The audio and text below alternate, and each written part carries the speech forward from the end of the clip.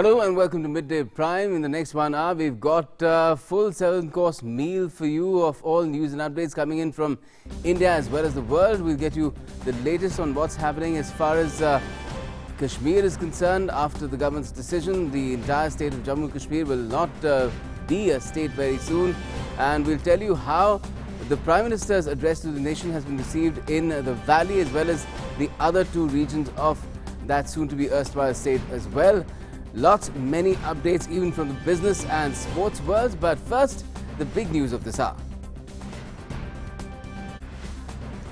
Well, after Prime Minister's address to the nation on the removal of Article 370, normalcy is returning to Jammu and Kashmir. Shops, schools and academic institutions, both private and government, are opening today in Samba, Katwa, Udhampur with smooth traffic plying on the roads.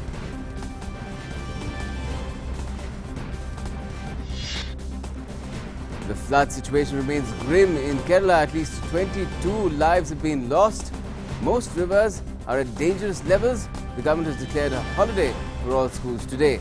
Cochin Airport is closed for operations till Sunday afternoon.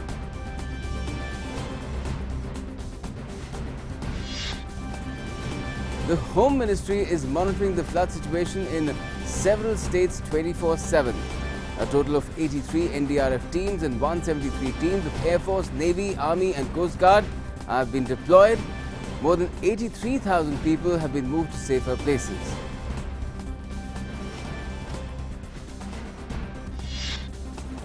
The Unlawful Activities Prevention Amendment Act 2019, the Code of Wages 2019, the National Medical Commission Act and the Repealing and Amending Act 2019 have got the President's assent.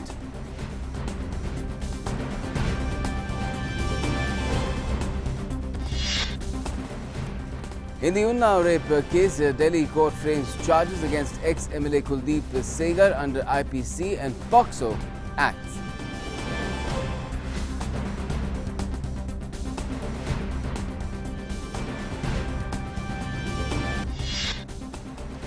And the National Film Awards to be announced within a matter of hours. Jury presents report on National Awards to IND Minister Prakash Javadekar.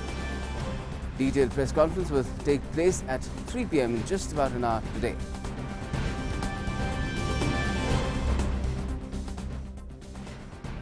Well, first up, the situation in Jammu and Kashmir continues to be peaceful on the 5th consecutive day today after the centre's move for a new political arrangement in the state. People have been visiting hospitals and 24/7 facilities are being provided to them.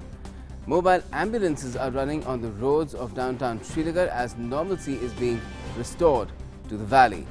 Patients are happy with the facilities being provided to them. तो इसको उनको doctor के पास ले आया हूँ अभी तो अंदर डॉक्टर को हमने दिखाया तो उसने दवाई वगैरह दी है ट्रीटमेंट हो रहा है अंदर ठीक है डॉक्टर साहब भी सभी हैं क्योंकि वो नाइट शिफ्ट पे भी हैं कंटिन्यू डॉक्टर साहब अंदर कंटिन्यू ड्यूटी दे रहे हैं डॉक्टर भी अवेलेबल हैं अंदर बच्चे को अच्छे तरीके से देख रहे हैं चाहे कौन सा ट्रीटमेंट हो चाहे इमरजेंसी हो या नॉर्मल हो तो अच्छे तरीके से देख रहे हैं. Now let's talk about what's happening in Jammu, where the situation across the Jammu region has returned to normalcy as restrictions have been eased in Jammu, Katwa and Samba districts with the opening of educational institutions. Shops, schools and academic institutions, both private and government, have opened today in Samba, Katwa and Udhampur districts as well. The administration is in various districts is making security arrangements in connection with Eid to ensure the return of normalcy and to avoid any untoward incident.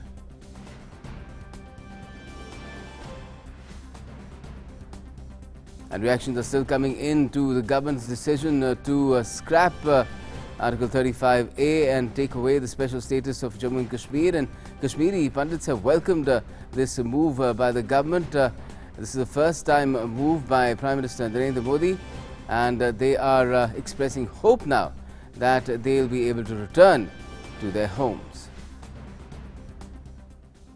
मैंने पहली बार किसी को खास तौर पे प्रधानमंत्री को सुना है कश्मीर के बारे में, जम्मू कश्मीर के बारे में इतनी डिटेल में बात कर रहे हैं वो, तो उन्होंने मुझे लगता है हर एक क्षेत्र को टच किया.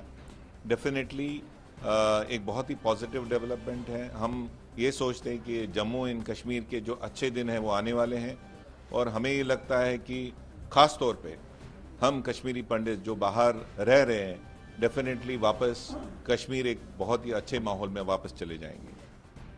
Meanwhile, the Jammu and Kashmir administration has said it will take all necessary steps to make sure that those returning from Hajj pilgrimage don't face problems while going to their homes. Kashmir zone will be given Divisional Commissioner B.A. Khan. In fact, B.A. Khan has said that Hajj pilgrimage is about to culminate in a few days, and details of pilgrims who are coming back will be conveyed by State Hajj Office Department to concerned Deputy Commissioners, who will issue passes to the families of the pilgrims. From the concerned districts, all pilgrims who have performed the pilgrimage and now who are coming back, their details will be conveyed by the Hajj officer, State Hajj Office Department, concerned Deputy Commissioners, who in turn will issue passes in respect of those Haji Sahibans and to their families, one person from one family, along with the vehicle pass, who will be allowed to go to the airport for receiving the Hajis. Nodal officers from State Hajj Department and also from the respective districts have already been identified, who will be stay put at the airport for receiving the Haji Sahiban in respect of their districts and to take them back to the respective districts. So all moves are being made to ensure that people are not inordinately inconvenienced as far as Jammu and Kashmir is concerned. Now, United Nations Secretary General Antonio Guterres has cited the 1972 Shimla Agreement to refrain from any direct intervention following the Indian government's scrapping of the special status of Jammu and Kashmir. A day after Pakistan's UN envoy Maliha Lodi met a top official in the UN chief's office asking him to play his due role, a spokesperson of the UN chief said the UN's position has been very clear on the matter, that the Shimla Agreement is strictly bilateral between India and Pakistan, and no third party has any role in the matter.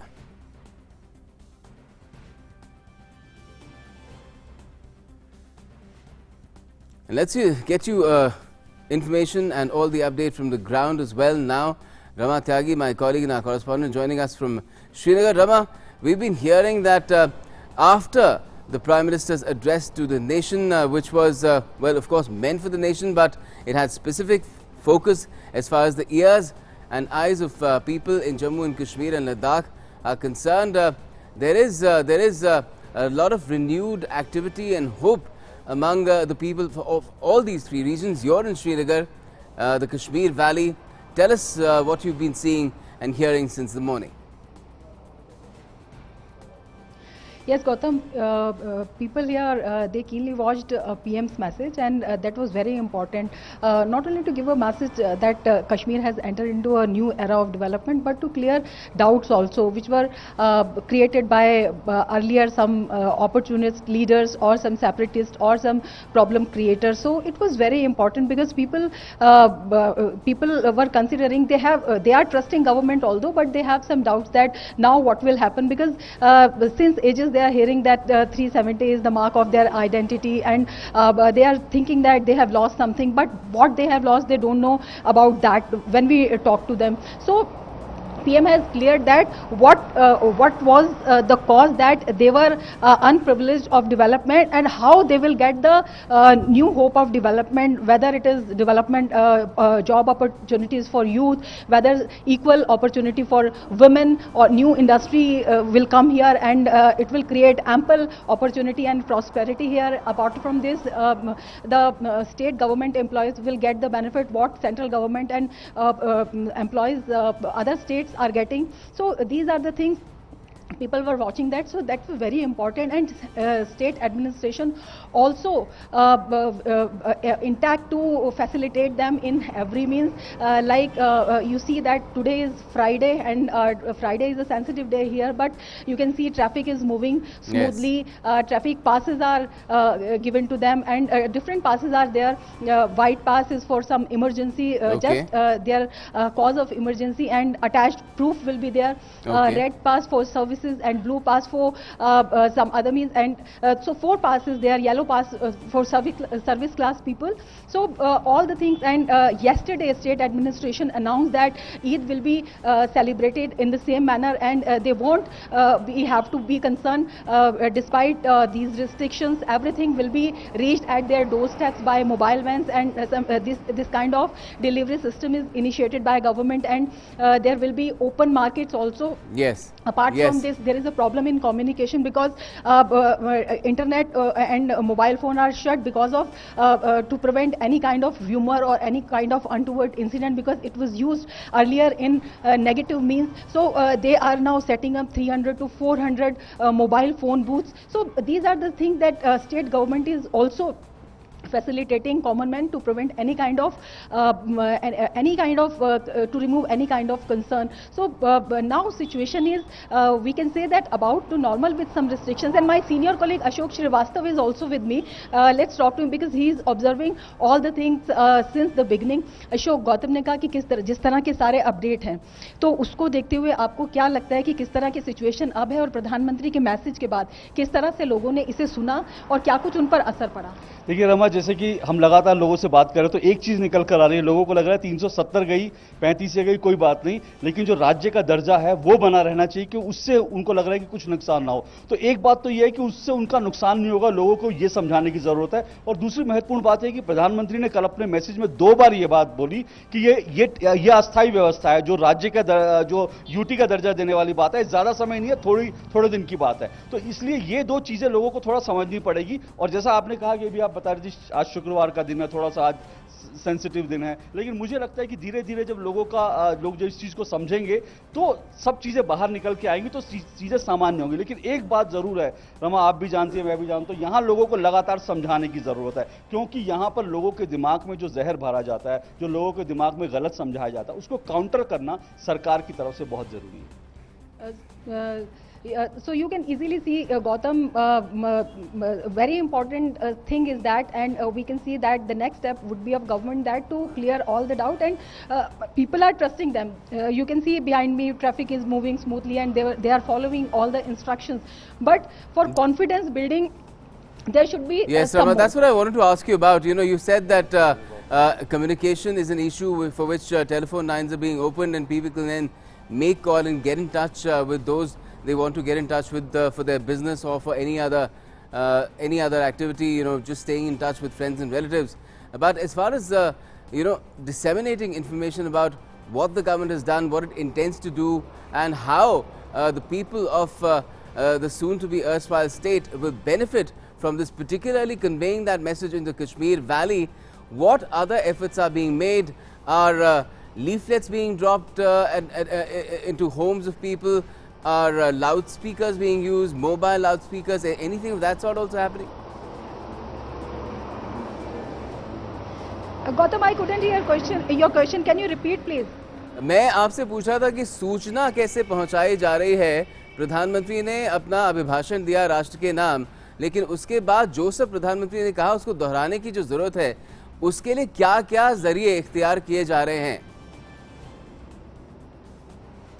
देखिए, प्रधानमंत्री ने जो कहा उसे लोगों ने, क्योंकि यहाँ पर जो केबल टीवी है वो यहाँ पर अभी चालू है और वो यहाँ पर सब लोगों ने उसको ध्यान से सुना। इसके अलावा जो न्यूज़पेपर्स है उसके ज़रिए भी ये सब बात पहुँची, और जो स्टेट एडमिनिस्ट्रेशन जो स्टेप्स उठाए हैं उसको इम्प्लीमेंट किया जा रहा है, तो वो भी एक ज़रिया है, टीवी के ज़रिए, न्यूज़पेपर के ज़रिए। इसके अलावा जिन लोगों को कुछ क्वेरीज होती हैं वो खुद ही जाकर जो यहाँ पर डिस्ट्रिक्ट ऑफिस हैं या अदर एडमिनिस्ट्रेटिव सर्विसेज हैं उनके पास जाकर उसको पता कर लेते हैं। तो पूरी तरह से एक व्यवस्था यहाँ पर बनाई गई है कि जो लोग जिस भी अगर किसी इमरजेंसी में हैं या जो भी कोई काम है उनका, वो इसके बावजूद ना रुके।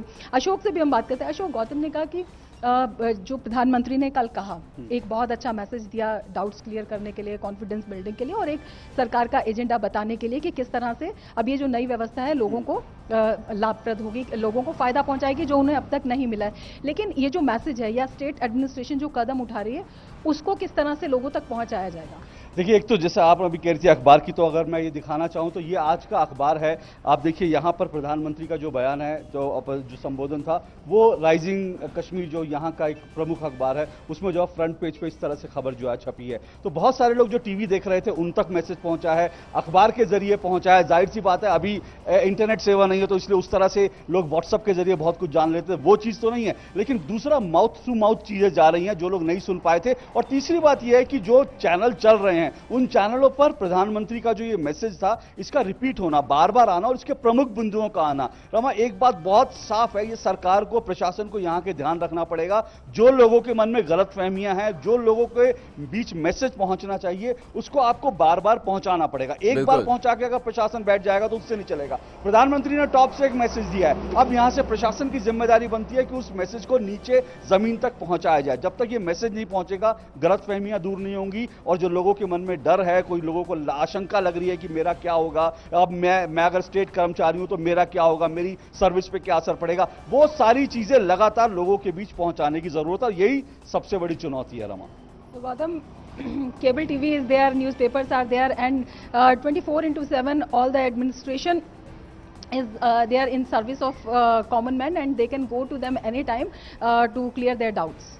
Definitely, and if things are added on to this information delivery process, other means of communication as well that reiterate the message, the message of assurance, and what kind of promise this change holds for the people of that region, that will also be quite a very, very useful, in fact, add-on.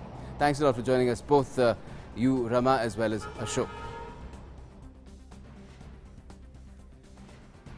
Now, Prime Minister Narendra Modi on Thursday had assured the people of Jammu and Kashmir that the government is ensuring they don't face any difficulties in celebrating Eid on the 12th of August.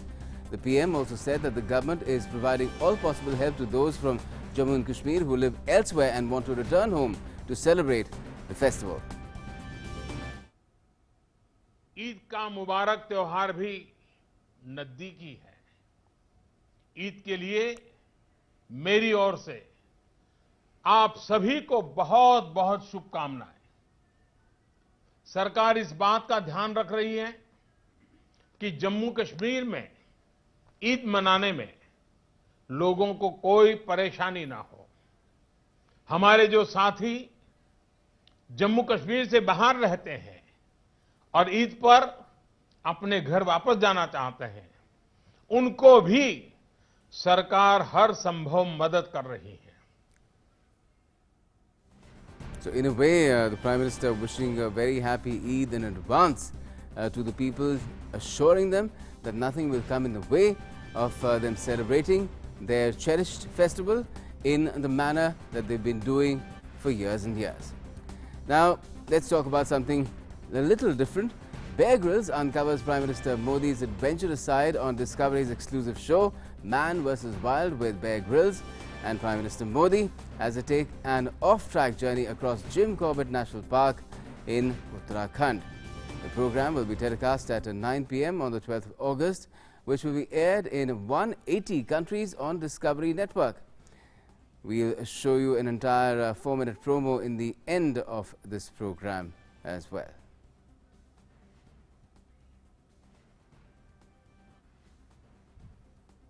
And time now to get you all the updates related to the floods that have hit several states in the country.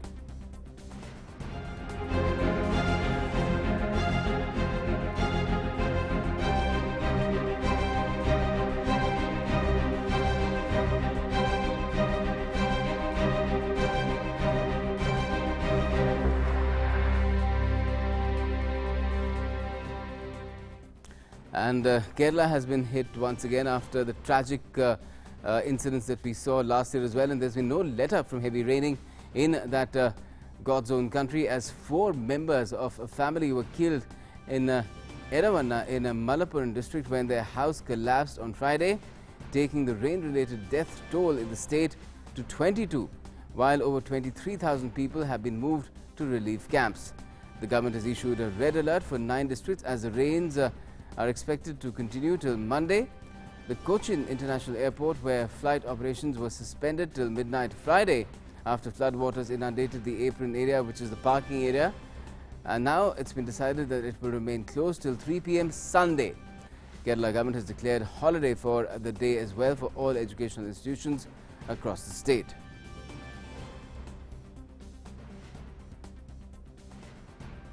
And Kerala Chief Minister Pinarayi Vijayan has held a meeting with Government and State Disaster Management Authority officials and said a serious situation prevails in parts of the state, especially in Wayanad. Let me bring in Rashmi Roja, our colleague and correspondent, who's joining me from Thiruvananthapuram. क्योंकि इनके phone में देख रहे थे कोई तो बहुत. Rashmi, can you hear me? Yes, Kaushal. Yes, Kaushal. Rashmi, just wanted to ask you, what is the current situation? How bad is it? Because it just seems that Kerala is having a brush with this sort of torrential rain and floods year after year. Well, Gautam, it is also very interesting to note that while the onset of monsoon was in June, we have started receiving heavy rains only in this August, and this was the same scenario last year as well. So I think August is the new June now.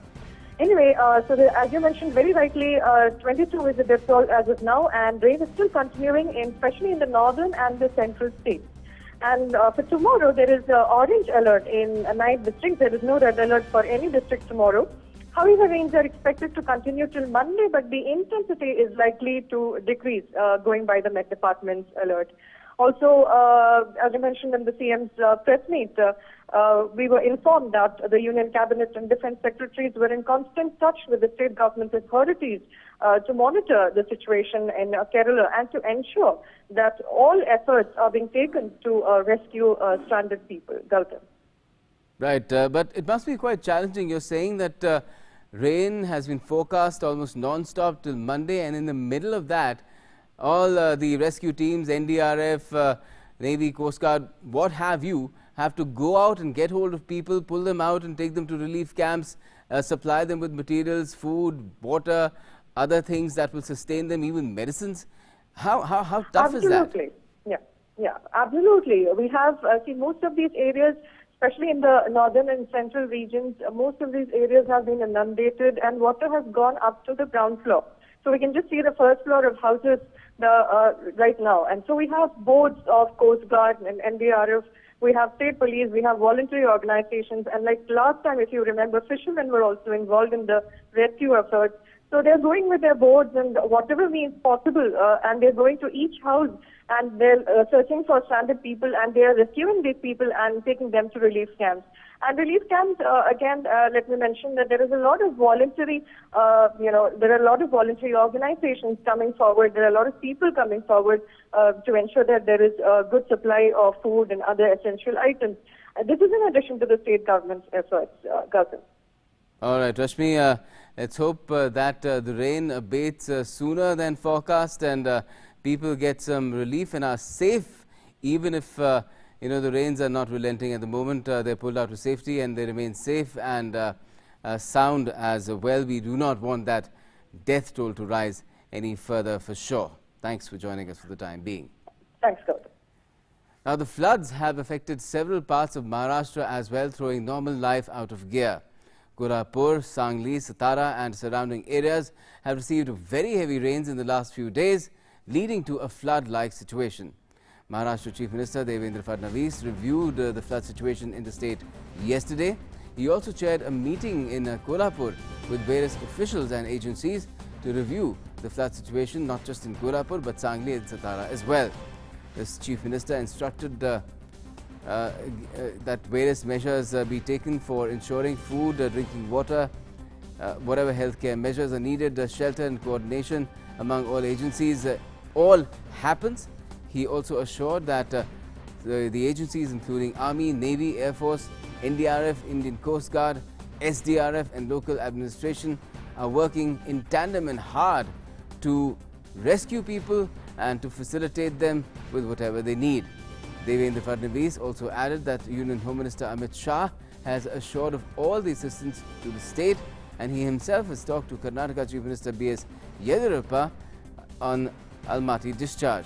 Around 2,03,000 people have been rescued and saved, while more than 28,000 animals have been shifted to safer locations. 267 temporary camps have been set up across the flood-affected areas. And also in Karnataka, about 45,000 people have been evacuated from the flood-hit areas. Incessant rains in various parts of the state have left 12 out of 30 districts and 51 talukas affected. Around 17,000 people have taken shelter in relief camps. Teams of NDRF, Army, Navy and Air Force are involved in relief operations. The Indian Air Force teams have carried out flood relief operations in Belagavi. A total of 25 civilians have been rescued by winching from Rogi, Haloli, Udagatti and Girdal. Around 475 flood packets along with drinking water have been dropped in the affected areas as well. According to the state government, adequate arrangements for health facilities, drinking water, food items and electricity have been made. The Chief Minister visited flood-affected areas and met the victims as well. And what about Karnataka, where the flood situation has worsened there? Chief Minister of Karnataka, B.S. Yediyurappa, did an aerial survey of the flood-affected areas and promised to make necessary arrangements to provide relief to the people. Let me bring in Aisha Khanam from Bengaluru now, our correspondent and my colleague. Aisha, what can you tell us about the situation that Karnataka is confronted with, and how well is it coping with that situation?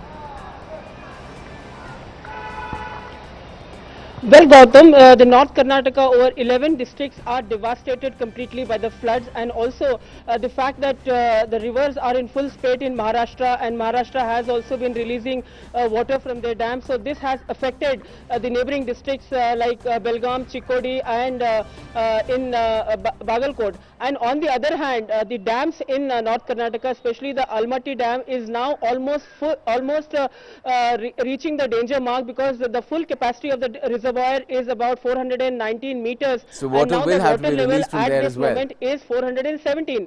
Yes, water has to be released from there as well, and that will affect more villages around North Karnataka, and also it will affect subsequently Maharashtra villages. So all the north districts, especially Belgaum, is in bad situation, and people have been moved to rehabilitation centers. There have been more than 200 rehabilitation centers. Shelters have been opened in North Karnataka, and clean drinking water is the big challenge for the people here. Though the villages are flooded, but there is no drinking water. So water is being supplied to the villagers here, and also the fact that Chief Minister has taken aerial survey. He is camping in North Karnataka in Belgaum district from past 2 days, and he is taking stock of the situation. Unfortunately, he is the one-man army right now. There is no cabinet, there is no ministry with him to handle this grim situation. But he is handling these districts and directing officials and administrations to take up the relief work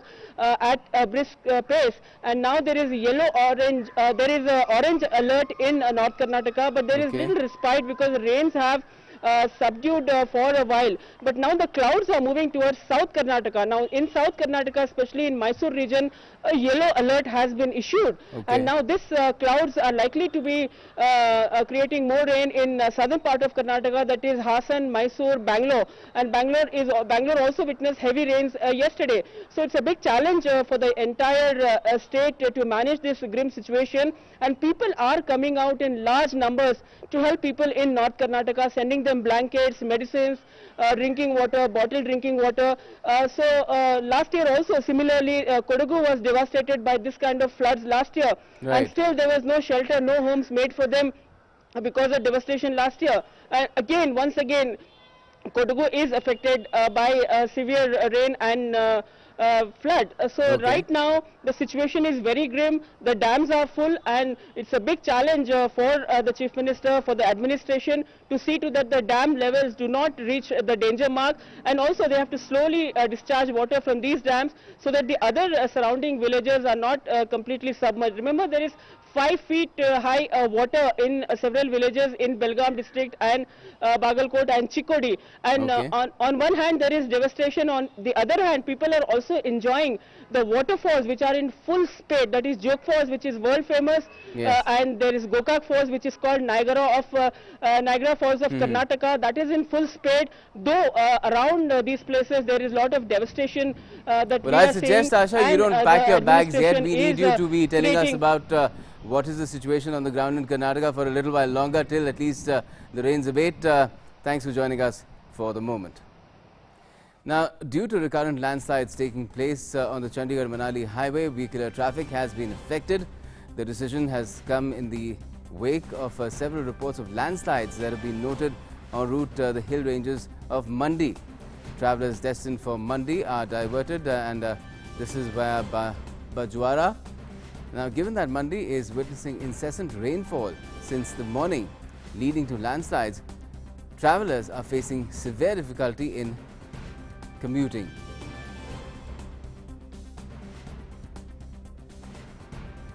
A Delhi court today framed charges against Unnao rape case accused MLA Kuldeep Singh Segar. The charges were framed under Section 376 of the Indian Penal Code and under relevant sections of the Protection of Children from Sexual Offences Act, that's POCSO, as the victim was a minor at the time of the incident in 2017.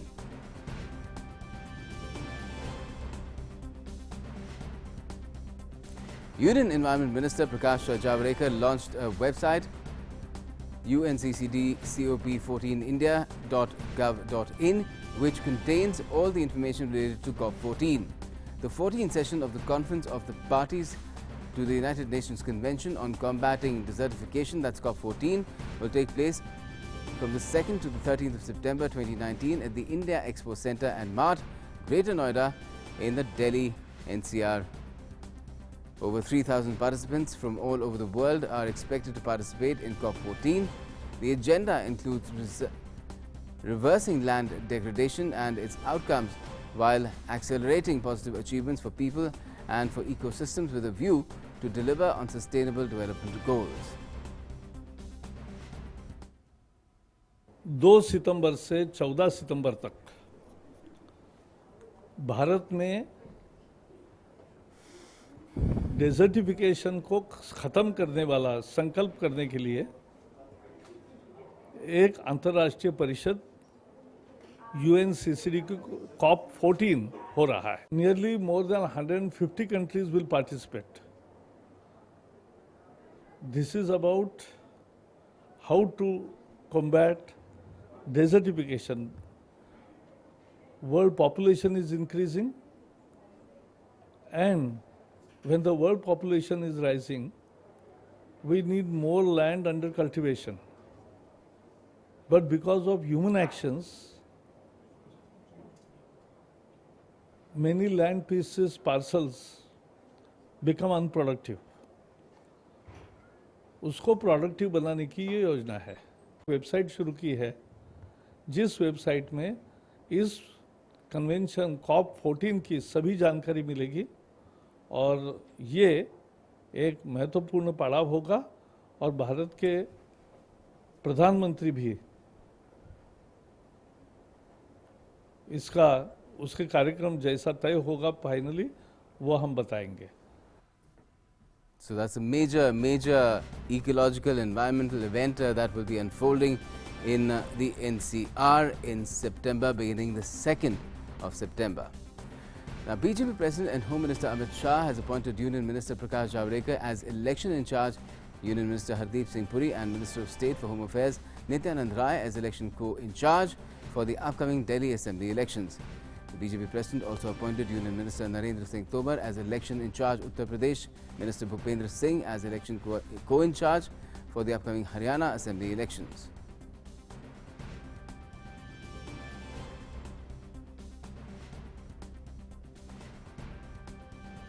Karnataka की जिम्मेवारी थी, अभी Rajasthan assembly और राजस्थान लोकसभा की थी और अभी दिल्ली की जिम्मेवारी दी है. मैं पार्टी अध्यक्ष जी से विस्तार से चर्चा करके और बाकी सभी संबंधितों से चर्चा करके एक रूपरेखा तैयार करेंगे. And Raksha Mantri, that's Defence Minister Rajnath Singh, today held a meeting with the defence industry manufacturers, and in that meeting Rajnath Singh said that in a step to promote Make in India mission, certain modifications have been made in the procurement process of defence equipment so that indigenous defence industry can get a boost. Defence sector में innovations को encourage करने और MSMEs और startup को बढ़ावा देने के लिए iDEX innovation for defence excellence को सेटअप किया गया है, जिसमें स्टार्टअप डिफेंस एस्टेब्लिशमेंट्स के सहयोग से उनको लेटेस्ट टेक्नोलॉजिकल इनोवेशंस प्रदान कर सकते हैं। एमएसएमईज के लिए एंट्री बैरियर्स को भी कम किया गया है। परिणाम स्वरूप डिफेंस लाइसेंस की संख्या 2019 में मोर देन डबल हो गई है। हमने गवर्नमेंट टेस्ट फैसिलिटीज को प्राइवेट सेक्टर को मुहैया कराया है, जिससे प्रोडक्ट्स की डिजाइन और डेवलपमेंट में भी मदद हो सके। Okay, now Doordarshan Action Plan meeting for 2020-2023 was held at India International Centre in New Delhi today. The discussion with all the stakeholders from Programming Policy Wing, News Wing, Engineering Wing included deliberation on future capital plans of Doordarshan regarding expansion, digitalization and modernization. Prasar Bharati CEO Shashi Shekhar Vempati, DG Doordarshan Supriya Sahu and DG DD News Mayank Agarwal addressed the gathering. Prasar Bharati CEO said that there is a need to adopt new technologies according to the requirement of the new era. Most of the planning is driven by that. I think now we should think ahead. We should think ahead in terms of where should DD be, where will technology be 5 years from now. So what do I need to do today so that 5 years from now I am state of the art and I'm at the leading edge of technology and so on. A handful of people are taking advantage. They're holding us hostage because of the manner in which we've historically done work.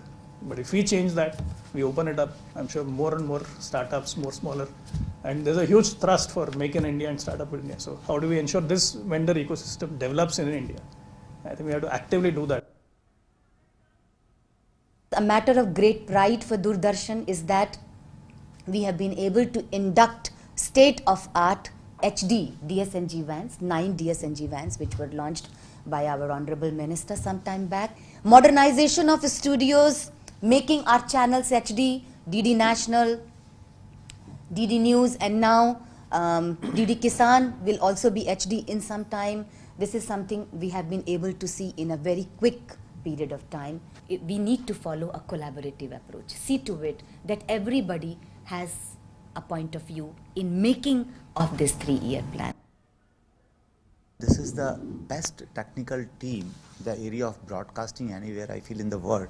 Though we may be 4K, we may be moving in future towards 8K, it may take some time. We are thinking transformation of Doordarshan in terms of technology. We have to think beyond this television box. That is something I would like to say. Second is, as you have already said, that we have to move the content on the cloud platform. This is very, very important. For news also this is very important. We have made some plan for the 2022-23. So we're talking about Doordarshan of a not so distant future, lots of plans in store, lots to look forward to. And in Midday Prime, it's time for all news and updates from the world of business now.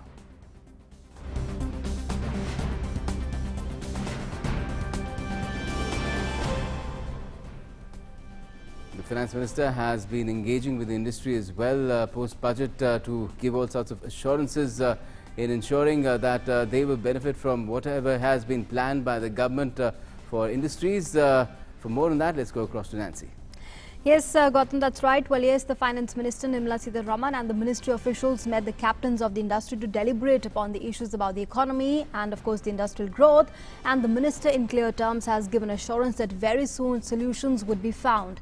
It was also assured by the government in the meeting that punitive penal provisions concerning non-compliance with the CSR spending norms under the company's law would not be pursued.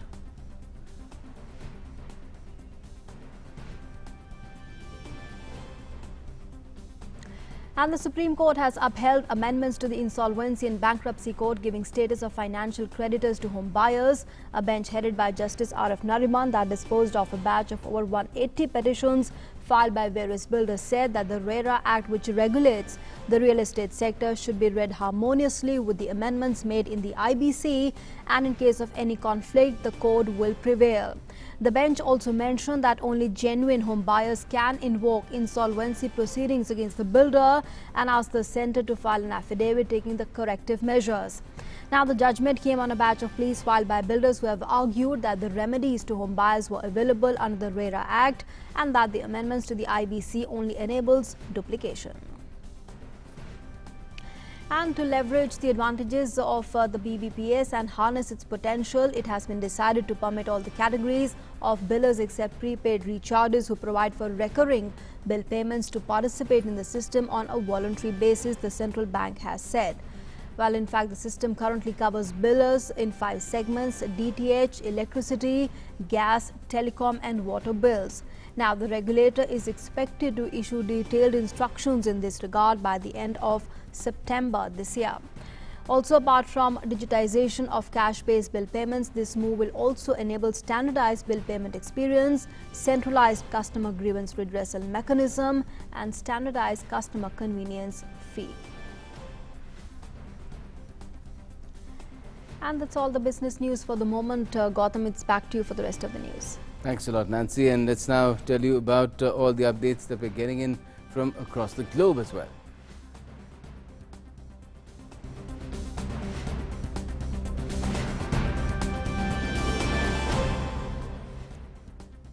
Now, US President Donald Trump has accused French President Emmanuel Macron of sending mixed signals to Tehran over possible talks. In a stinging tweet, the US President said that no one is authorized to speak to Iran on behalf of the US. He tweeted, "Iran is in serious financial trouble. They want desperately to talk to the US, but are given mixed signals from all of those purporting to represent us, including President Macron of France. I know Emmanuel means well, as do all others, but nobody speaks for the United States but the United States itself.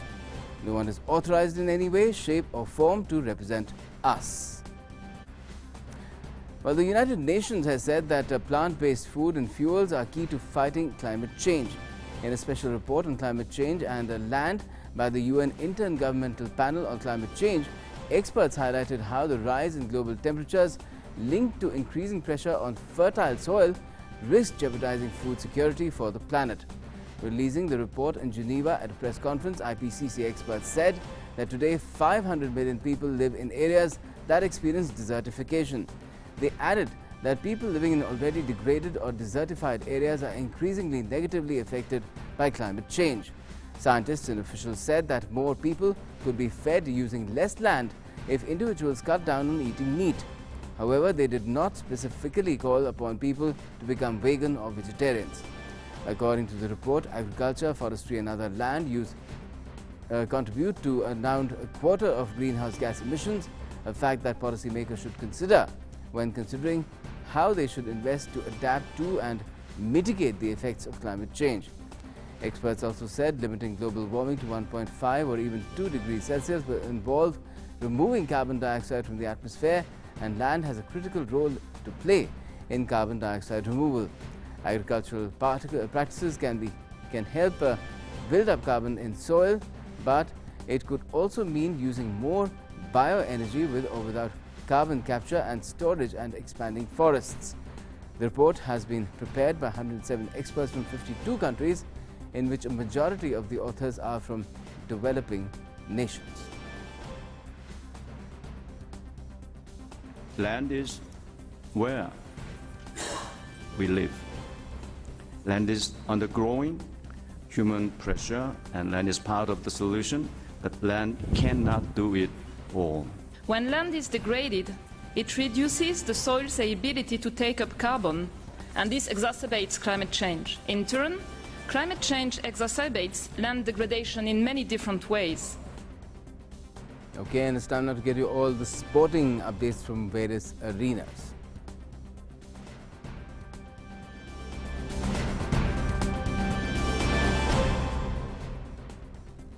And starting with cricket, all the updates in sports with Narayan. Thanks, Gaurav. First, we start with the BCCI. Indian Cricket Board has agreed to come under the ambit of anti-doping agency, ending years of defiance. The BCCI had been vehemently opposed to the signing up with NADA, claiming that it is an autonomous body and not a national sports federation and does not rely on government funding. However, Sports Ministry has also been steadfast in maintaining that it had to come under the NADA ambit. Now moving to football, tonight the new season of the English Premier League kicks off as Liverpool will face Norwich City at Anfield. The Premier League title race is likely to come down to two teams, Man City, the reigning Premier League champion, and the Liverpool, the reigning UEFA Champions League champion. This season, video assistant replay will be used to review all goals scored, all penalties awarded, and all straight red cards can also be used on offside calls.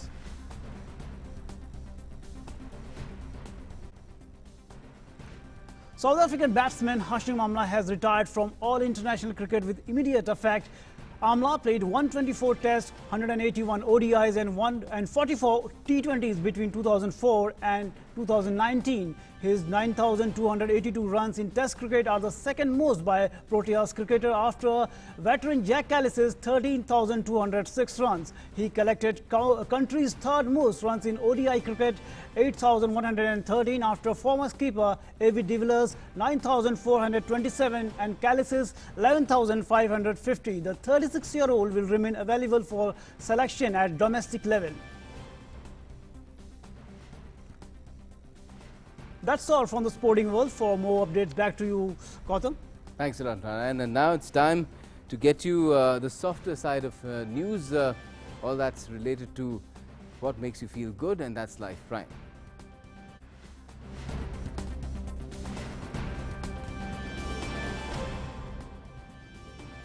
And topmost in Life Prime, National Film Award winners will be announced today. The jury has submitted the list of recipients to the Minister of Information and Broadcasting, Prakash Javadekar.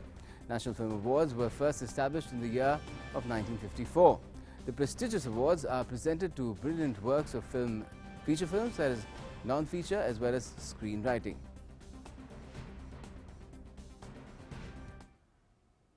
I'm very happy to receive the jury members whom I am meeting for the first time, because they have come with their final recommendations, the report of how they made selections in various categories, which I have not seen, but I know, I discussed with them how they did a lot of efforts for 2 months, and I'm very thankful to all jury members, and I'm very sure that they must have picked up really the best films, the best director, there are so many awards. So they will announce that in the press conference today. So they had come, I welcomed all of them, and this is 66th year of Film Awards. National Film Awards has become a prestigious institute, and we will always preserve that, and every year we improve upon. And it's all freedom to juries, so they must have given good recommendations. And it's just a matter of, well, less than 10 minutes that announcement of who's getting which National Film Award will be made. It's scheduled for 3 p.m. and we'll keep you abreast with that as well. And meanwhile, elsewhere, thousands of fans gathered at the world's most famous zebra crossing to mark the 50th anniversary of the Beatles' best-known music album, Abbey Road. The album is considered one of the best in the history of music until now. On this day, exactly 50 years ago, the Beatles were snapped riding across London's Abbey Road before releasing the album of the same name on the 26th of September 1969. Abbey Road, which was voted to be one of the best albums released by the band, was also the last album recorded by all 4 band members together before they split. Carrying the message of love and positivity, the Beatles fans paid tribute to their icons, with many dressed up as the band members themselves. Fans carrying guitars, wearing bell-bottom jeans and donning the iconic hairstyles, the 50th anniversary would go down in the history as a moment to remember. Enthusiasts gathered near the intersection of Abbey and Grove End Roads in St. John's Wood where the group made most of their records. A Beatles lookalike band, the Fab Four, became the center of attraction and managed to engage the crowd while they recreated the famous photograph. I really wanted to come here on this day because it almost feels like they were here 50 years ago in the same place, so in a way you're just connected to them a bit more. The legendary photograph, which pictures John Lennon, Paul McCartney, George Harrison and Ringo Starr making their way through the zebra crossing of Abbey Road, was clicked by Scottish photographer Ian Macmillan. The photographer took just 6 shots of the group on the crossing, with the 5th used as the cover of the band's 11th studio album, Abbey Road. The Beatles and Well, if there's some young ones watching and saying, Beatles who?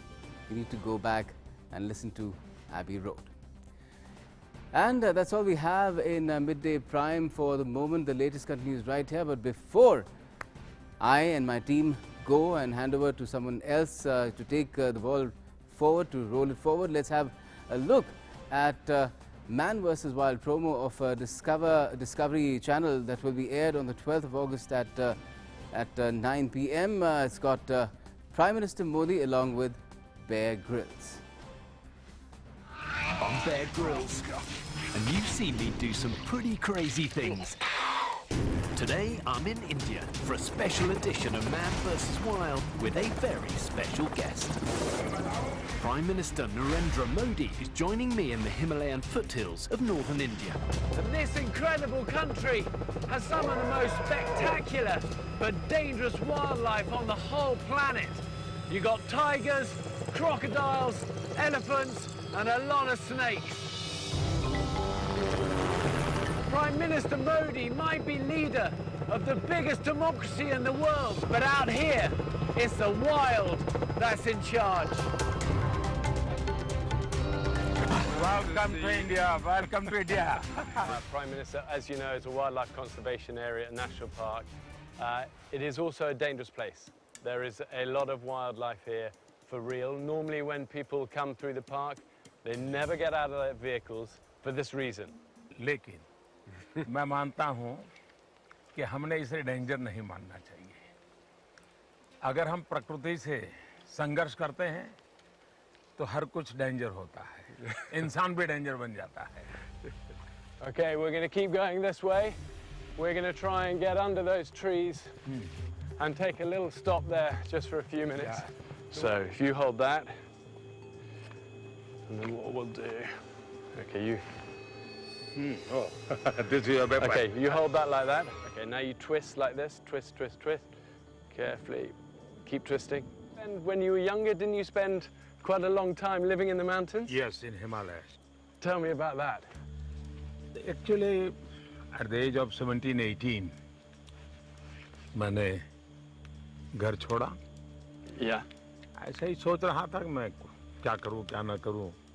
प्रकृति मुझे पसंद थी।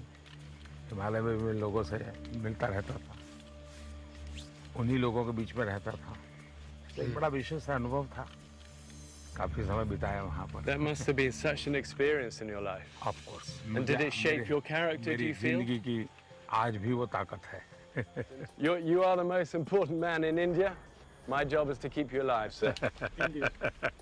So if a tiger comes like this is your protection. वाह. You're in charge. But मेरे जो संस्कार है, वो मुझे मारने के संस्कार नहीं है, इसलिए। Okay, I'll take the weapon. मैं आपके लिए उसको मेरे पास रखूंगा। Perfect. We're on the move. Let's go.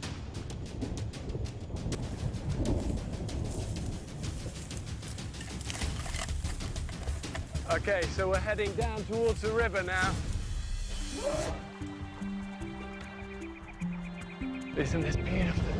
You live in the most incredible country.